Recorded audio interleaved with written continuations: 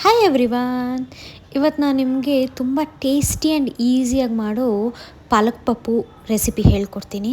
ಇದು ಮಾಡೋದು ತುಂಬ ಈಸಿ, ಬಟ್ ಒಂದು ಸರಿ ಮಾಡ್ಕೊಂಡು ತಿಂದರೆ ನೀವು ಫ್ರೀಕ್ವೆಂಟ್ಲಿ ಮಾಡ್ಕೊಂಡು ತಿಂತಾ ಇರ್ತೀರ, ಅಷ್ಟು ಟೇಸ್ಟಿ ಇರುತ್ತೆ ಇದು ಮಾಡೋದು ತುಂಬ ಈಸಿ. ಇದಕ್ಕೇನಿಲ್ಲ, ನಾನಿವತ್ತು ಒಂದು ಮೀಡಿಯಮ್ ಸೈಜ್ ಈರುಳ್ಳಿ, ಮೀಡಿಯಮ್ ಸೈಜ್ ಟೊಮ್ಯಾಟೊ, ಒಂದು 5-6 ಮೆಣಸಿನ್ಕಾಯಿ, ಬೆಳ್ಳುಳ್ಳಿ, ಹುಣಸೆಹಣ್ಣು ತೊಗೊಂಡಿದ್ದೀನಿ.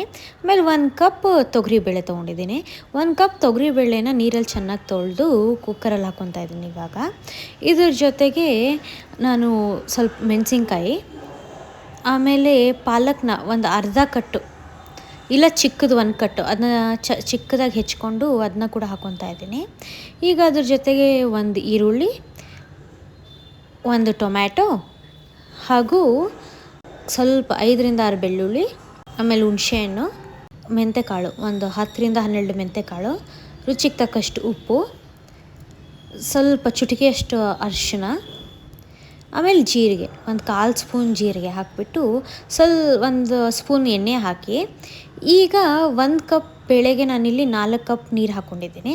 ಅದನ್ನೇ ಚೆನ್ನಾಗಿ ಮಿಕ್ಸ್ ಮಾಡಿ ಕುಕ್ಕರ್ ಮೇಲೆ ಒಂದು 4-5 ವಿಜಿಲ್ ಹೊಡ್ಸ್ಕೋಬೇಕು. ಅದೆಲ್ಲ ಮೆತ್ತಗಾಗಬೇಕು. ನಿಮಗೆ ನೆಕ್ಸ್ಟ್ ಯಾವ ರೆಸಿಪಿ ಬೇಕು ಅಂತ ಕಮೆಂಟ್ ಬಾಕ್ಸಲ್ಲಿ ಮೆನ್ಷನ್ ಮಾಡಿ. ನಾನು ನೆಕ್ಸ್ಟ್ ವೀಕ್ ಡೆಫಿನೆಟ್ಲಿ ಆ ರೆಸಿಪಿ ಮಾಡಿ ಅಪ್ಲೋಡ್ ಮಾಡ್ತೀನಿ. ನಿಮಗೆ ನಮ್ಮ ವೀಡಿಯೋಸ್ ಏನಾದರೂ ಇಷ್ಟ ಆಗಿದ್ದರೆ ಲೈಕ್ ಆ್ಯಂಡ್ ಸಬ್ಸ್ಕ್ರೈಬ್ ಮಾಡಿ. ಈಗ ಬೇಳೆ ಎಲ್ಲ ಮೆತ್ತಗಾದ ಮೇಲೆ ಇವಾಗ ನಾನು ಬ್ಲೆಂಡರಿಂದ ಇದನ್ನ ಮ್ಯಾಶ್ ಮಾಡ್ಕೊತಾ ಇದ್ದೀನಿ. ನೀವು ಈ ಥರ ಬ್ಲೆಂಡರಲ್ಲಾದರೂ ಮಾಡ್ಕೋಬೋದು, ಇಲ್ಲ ಮಜ್ಜಿಗೆ ಕಡಿಯೋದಿರುತ್ತಲ್ವ ಅದರಲ್ಲಿ ಬೇಕಾದರೂ ಮಾಡ್ಕೋಬೋದು. ಒಬ್ರೊಬ್ಬರು ಜಾರಲ್ಲಿ ಹಾಕಿಬಿಟ್ಟು ಕೂಡ ಗ್ರೈಂಡ್ ಮಾಡ್ಕೊತಾರೆ. ಈ ಥರ ಕನ್ಸಿಸ್ಟೆನ್ಸಿ ಆಗಬೇಕು, ಇಷ್ಟು ಮೆತ್ತಗಾಗಬೇಕದು. ಇವಾಗ ಇದನ್ನ ಸೈಡಿಗೆ ಎತ್ತಿಟ್ಬಿಟ್ಟು ತಡಕಾಗೆ ಒಂದು ಬಾಣಲಿಯಲ್ಲಿ 2 ಸ್ಪೂನ್ ಎಣ್ಣೆ, ಆಮೇಲೆ ಸಾಸಿವೆ, ಜೀರಿಗೆ, 3-4 ಬೆಳ್ಳುಳ್ಳಿ, ಕರಿಬೇವು ಎಲೆ ಹಾಕಿಬಿಟ್ಟು ಮೇಲೆ ಸ್ವಲ್ಪ ಇಂಗು, ಆಮೇಲೆ ಒಣಮೆಣಸಿನ್ಕಾಯಿ, ಕೆಂಪು ಒಣಮೆಣಸಿನ್ಕಾಯಿ ಒಂದು 2-3 ಹಾಕಿ ಇದನ್ನ ಚೆನ್ನಾಗಿ ಫ್ರೈ ಮಾಡ್ಕೋಬೇಕು. ಫ್ರೈ ಆದ ತಕ್ಷಣ ಒಂದು 1/4 ಸ್ಪೂನು ಧನಿಯಾ ಪೌಡ್ರು ಹಾಕಿಬಿಟ್ಟು ಅದನ್ನು ಮಿಕ್ಸ್ ಮಾಡಿ, ಇವಾಗ ನಾವು ಆ ಮ್ಯಾಶ್ ಮಾಡಿ ಇಟ್ಕೊಂಡಿರ್ತೀವಲ್ಲ ಬೇಳೆ, ಆ ಬೇಳೆನ ಇದಕ್ಕೆ ಹಾಕಿ ಕನ್ಸಿಸ್ಟೆನ್ಸಿ ಅಡ್ಜಸ್ಟ್ ಮಾಡ್ಕೊಳ್ಳೋಕ್ಕೆ ಸ್ವಲ್ಪ ನೀರು ಹಾಕಬೇಕು.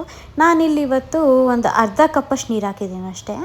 ಹಾಕಿಬಿಟ್ಟು ಮೇಲೆ ಕೊತ್ತಂಬರಿ ಉದುರಿಸ್ಬಿಟ್ಟು ಚೆನ್ನಾಗಿ ಮಿಕ್ಸ್ ಮಾಡಿ ಒಂದು ಸ್ವಲ್ಪ ಒಂದು 2-3 ನಿಮಿಷ ಕುದಿ ಬರೋ ತನಕ ಬೇಯಿಸ್ಕೋಬೇಕು. ಎಲ್ಲ ಕುದಿ ಬಂದಮೇಲೆ ಬೇಯ್ದಮೇಲೆ ನಿಮಗೆ Nagarjuna hotel style Pappu ready.